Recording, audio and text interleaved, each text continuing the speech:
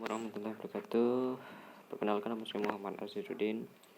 Ini menjadi 1B018057 dari program studi Teknik Pertanian Ganjil 2018. Pada kesempatan kali ini saya akan menjelaskan pertemuan ke-8 mengenai materi evaluasi lahan dan klasifikasi kemampuan lahan.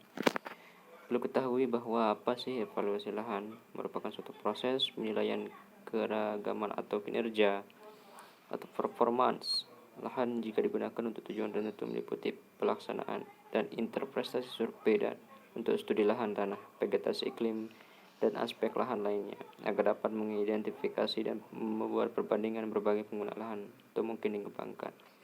Jadi evaluasi ini perlu dilaksanakan untuk menyesuaikan kebutuhan tanaman yang akan dibudidayakan nantinya pada lahan tersebut. Kemudian klasifikasi kemampuan lahan adalah penilaian komponen lahan secara sistematik dan mengelompokkannya ke dalam beberapa kategori berdasarkan atas sifat-sifat merupakan potensi dan penghambat dalam penggunaannya secara lestari. Kemudian beberapa pengertian lahan atau land merupakan lingkungan fisik yang terdiri dari iklim, relief tanah, air, dan vegetasi serta yang ada di atasnya yang ada pengaruhnya terhadap potensi penggunaan lahan. Kemudian penggunaan lahan atau land use, setiap bentuk intervensi campur tangan manusia terhadap lahan dalam rangka memenuhi kebutuhan hidupnya baik material maupun spiritual. Oke, untuk penggunaan lahan ini udah jelas sekali ya. Jadi manusia yang mengolah, manusia yang melakukan kegiatan untuk bercocok tanam atau hal-hal yang lainnya.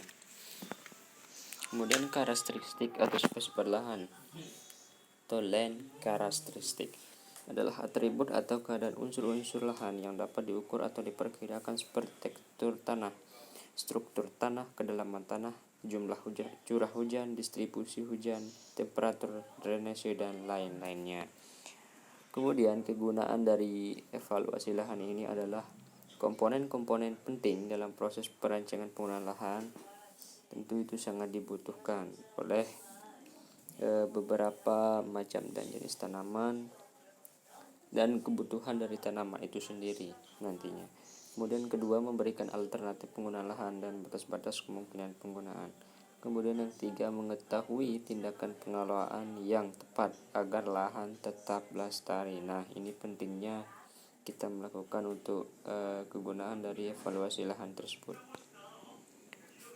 Kemudian ada beberapa jenis evaluasi lahan. Yang pertama yakni evaluasi kualitatif, merupakan berdasarkan perbandingan relatif kualitas lahan. Kemudian yang kedua, tanpa perhitungan dan rincian yang tepat.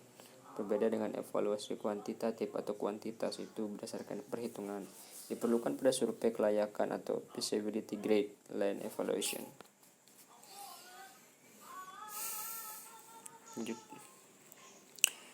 Kemudian klasifikasi kesesuaian lahan merupakan penilaian dan pengelompokan atau proses penilaian dan pengelompokan dalam arti kesesuaian relatif atau absolut lahan bagi penggunaan tertentu.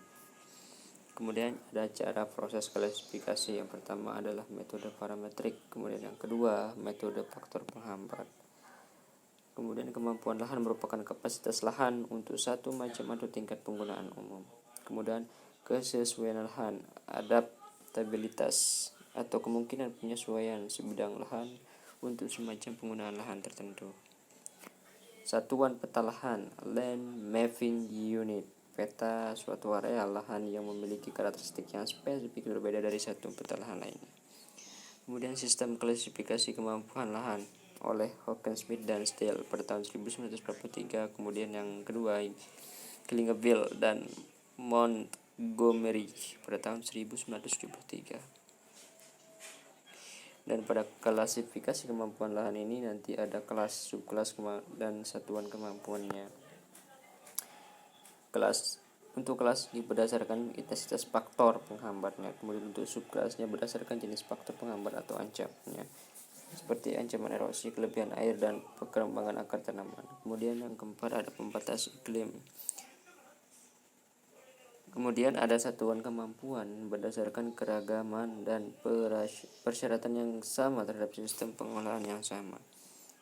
Nah, ini adalah tabel struktur klasifikasi kemampuan lahan. Bisa dilihat kelas kemampuan lahan ada dari kelas 1 sampai 3 itu masih bisa diolah sampai kelas 4, dan kelas 5 sampai dengan kelas 8 itu tidak dapat diolah.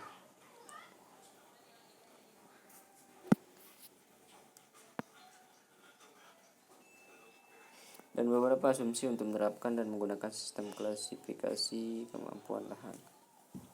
Ada yang pertama, klasifikasi kemampuan lahan merupakan interpretasi yang didasarkan pada pengaruh bersama antara berbagai unsur pasti iklim dan sifat-sifat tanah. Tanah yang dalam satu kelas kemampuan adalah sama hanya dalam hal derajat besarnya pembatas atau ancaman kerusakan jika digunakan untuk pertanian.